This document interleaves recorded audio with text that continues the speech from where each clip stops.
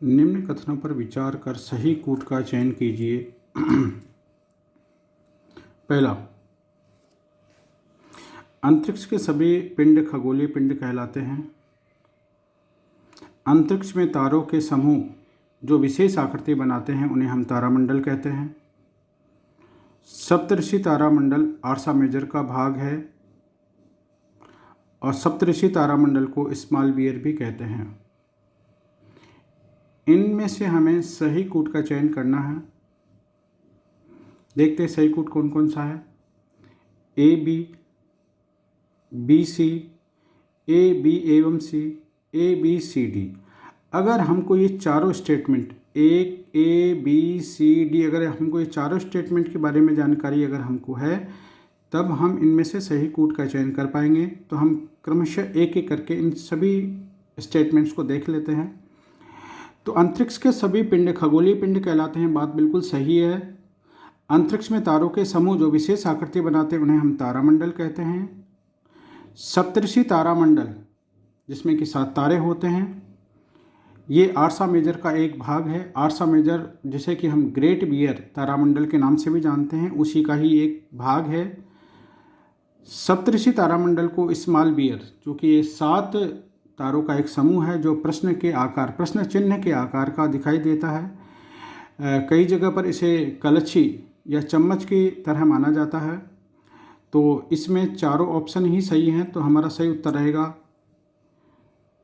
4th। प्रश्न नंबर 2 जो कि कारण और कथन से संबंधित है। सबसे पहले हम कथन को देखते हैं। ध्रुव तारा जैसे कि हम पोल स्टार के नाम से भी जानते हैं, उत्तर दिशा में स्थिर दिखाई देता है। ध्रुव तारा पृथ्वी की अक्षीय धुरी पर स्थित है। तो हम देखते हैं कथन और कारण में क्या स्थिति है। कथन भी सही है, कथन सही है, कारण गलत है। कथन गलत है, कारण सही है। कथन भी सही है और कारण भी सही है। कथन और कारण दोनों ही गलत हैं। तो हम एक बार स्टेटमेंट्स को देखते हैं, कथन और कारण को। ध्रुव तारा उत्तर दिशा में बिल्कुल स्थिर पोजीशन पे दिखाई देता है। कारण, इसके पीछे कारण यह है कि ध्रुव तारा पृथ्वी की अक्षीय धुरी पर स्थित होने के कारण यह स्थिर दिखाई देता है। तो हमारा यहाँ पर रहेगा कि कथन भी सही है और कारण भी सही है, इसलिए हमारा इसमें राइट आंसर रहेगा 3।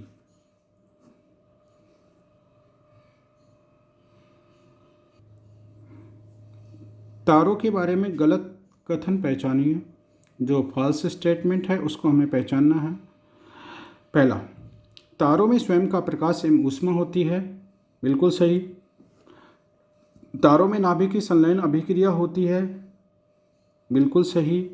तारे पास स्थित होते हैं इसलिए टिमटिमाते नहीं हैं, ये स्टेटमेंट गलत है। एक्चुअली क्या होता है कि तारे दूर स्थित होते हैं और दूर स्थित होने के कारण यह प्रकाश के अपवर्तन के कारण टिमटिमाते हुए दिखाई देते हैं। चौथा है तारे दूर स्थित होने के कारण टिमटिमाते हैं, बिल्कुल सही। तो इसमें गलत स्टेटमेंट हमारा आता है 3रा। तो इसका राइट आंसर रहेगा हमारा 3रा, 3rd। क्वेश्चन नंबर 4, सत्य कथन के कूट का चयन कीजिए। पृथ्वी के सबसे निकट का तारा सीरियस है। वर्तमान में ग्रहों की संख्या 8 है। सूर्य की पृथ्वी से निकटतम दूरी 15 करोड़ किलोमीटर है। वर्तमान में ग्रहों की संख्या 9 है। अगर ये हमें कथन पता है 4 के चारों, तो हम ये कूट कर पाएंगे। तो इसलिए हम एक काम करते हैं, इन जो 4 कथन हैं ए बी सी डी, इनकी समीक्षा करते हैं। पृथ्वी के सबसे निकट का तारा सीरियस नहीं है, सूर्य है। वर्तमान में ग्रहों की संख्या, तो ये स्टेटमेंट हमारा गलत हो जाता है। वर्तमान में ग्रहों की संख्या 8 है, बिल्कुल सही। सूर्य की पृथ्वी से निकटतम दूरी 15 करोड़ किलोमीटर है, बिल्कुल सही। वर्तमान में ग्रहों की संख्या 9 है, ये गलत है। तो यहाँ पर हमारे सही हो जाते हैं बी और सी।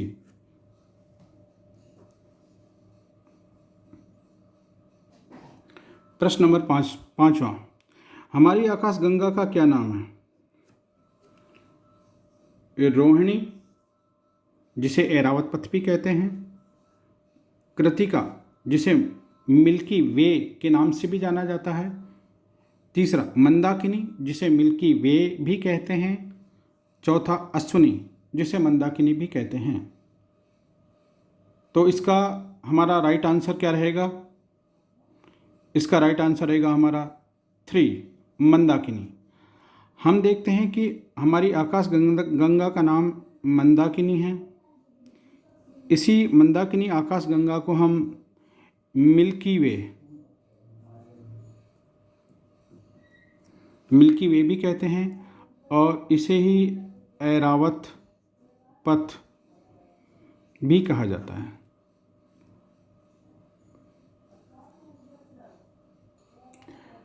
नेक्स्ट प्रश्न नंबर 6। ब्रह्मांड की उत्पत्ति के बारे में असत्य कथन कौन सा है? जो फॉल्स स्टेटमेंट है उस असत्य कथन को हमें पहचानना है।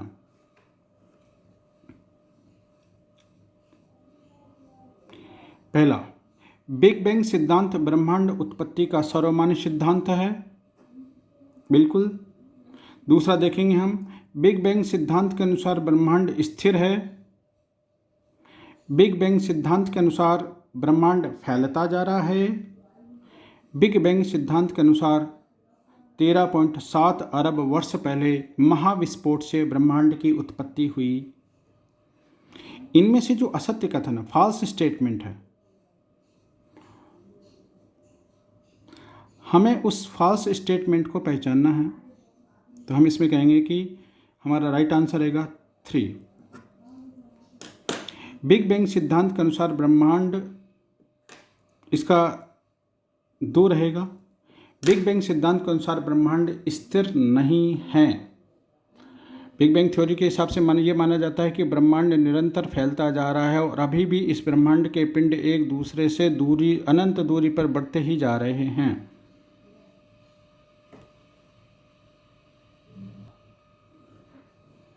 प्रश्न नंबर 7। प्रकाश की गति कितनी होती है? प्रकाश का वेग, the velocity of light, 3 × 10⁵ kilometre प्रति सेकंड, 3 × 10⁸ मीटर प्रति सेकंड, उपयुक्त दोनों, उपयुक्त में से कोई नहीं। ये 4 स्टेटमेंट हैं। इनमें से हमें कितनी होती है यह पहचानना है। तो इसका राइट आंसर रहेगा, बताएं राइट आंसर क्या रहेगा इसका? राइट आंसर इसका रहेगा 3। क्योंकि देखिए आप 3 × 10⁵ यह है किलोमीटर पर सेकंड में। अगर इसी डिजिट को यदि हम मीटर में चेंज करते हैं तो 3 × 10⁸ ये हो जाता है आपका मीटर प्रति सेकंड। दोनों राशियां एक ही हैं। इसको हम ऐसा भी कह सकते हैं कि 3 लाख किलोमीटर प्रति सेकंड, या इसको ऐसे भी लिख सकते हैं 3 लाख किलोमीटर प्रति सेकंड। तो हमारा इसका राइट आंसर आएगा 3, उपयुक्त दोनों ही।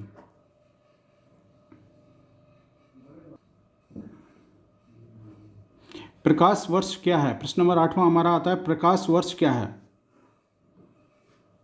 यह एक तारामंडल है। लीप वर्ष को ही प्रकाश वर्ष के नाम से जाना जाता है। लीप वर्ष का मतलब होता है 365 दिन का। 366 दिन का जिस वर्ष 366 दिन होते हैं उसे लीप वर्ष कहते हैं। तो लीप वर्ष को प्रकाश वर्ष कहते हैं, या 365 दिनों वाले वर्ष को या 365 दिनों की अवधि को प्रकाश वर्ष कहते हैं, या फिर है खगोलीय पिंडों के बीच की जो दूरी नापने की इकाई है। तो इसका सही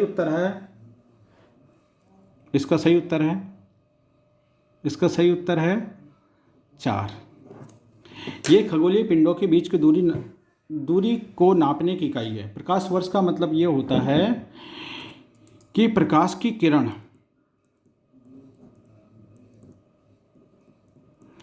एक वर्ष में जितनी दूरी तय करती है प्रकाश की किरण एक वर्ष में जितनी दूरी तय करती है उसे प्रकाश वर्ष कहते हैं। Light year, light year. और इस लाइट ईयर के माध्यम से ही यह दूरी मापने की इकाई है और इसके माध्यम से खगोलीय पिंडों की दूरी नापा जाता है। प्रश्न नंबर 9, वर्ष 1986 में दिखाई देने वाला हैली धूमकेतु कितने वर्षों के अंतराल पश्चात पुनः दिखाई देगा? 72 वर्षों के बाद, 74 वर्षों के बाद, 76 वर्षों के बाद, 78 वर्षों के बाद। लगाइए दिमाग, क्या आंसर हो सकता है इसका? अगर आपको एग्जैक्ट डिजिट याद है तो बता सकते हैं आप बिल्कुल एग्जैक्टली इसका राइट आंसर होगा 76 वर्षों के बाद। हैली धूमकेतु 1986 में दिखाई दिया था, अब ये 76 वर्षों के बाद 76 वर्षों के बाद सन 2062 में पुनः दिखाई देगा।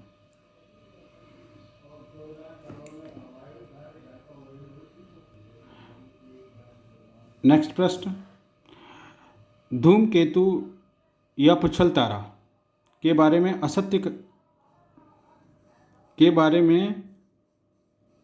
सत्य कथन छांटिए। देखिए आप, जो ट्रू स्टेटमेंट है उस कथन को छांटना है हमें। धूमकेतु सौर मंडल के बाहर स्थित तारे हैं, एक पहला स्टेटमेंट। दूसरा, सूर्य की वृत्तीय कक्षाओं में परिक्रमा लगाते हैं। तीसरा, ये सौर मंडल के भाग हैं और जो गैसों, धूल और छोटी छोटी चट्टानों से बने हुए होते हैं। चौथा, इनका सिर सूर्य से दूर तथा पूंछ सूर्य की ओर रहती है। बताइए इसका राइट आंसर क्या रहेगा? बिल्कुल सही लगाया आपने। इसका राइट आंसर रहेगा 3। ये सौरमंडल के वे भाग हैं जो गैसों, धूलों और छोटी चट्टानों से बने हुए हैं। अब हम बाकी 3 स्टेटमेंट हैं, इनकी हम विवेचना करते हैं। तो देखिए, धूमकेतु सौरमंडल के बाहर के तारे नहीं हैं, ये सौरमंडल के ही भाग होते हैं। ये सूरज की वृत्तीय कक्षा में, बिल्कुल जैसे ये सूर्य है, सूर्य की वृत्तीय कक्षाओं में चक्कर नहीं लगाते बल्कि परवलयी कक्षाओं में चक्कर लगाते हैं, परवलयी कक्षाओं में, इस तरह से। जब ये सूर्य की चक्कर लगाते हैं तो इनका जो सिर होता है वो सिर सूर्य की तरफ होता है तथा जो पूंछ होती है वो सूर्य से दूरी पर स्थित होती है। और ये धूमकेतु जो है ये हमारे सौरमंडल के ही भाग होते हैं और सूरज की ही परिक्रमा लगाते हैं, और इसलिए इनको धूमकेतु इसलिए कहा जाता है क्योंकि ये धूल और धुएं से बने हुए रहते हैं।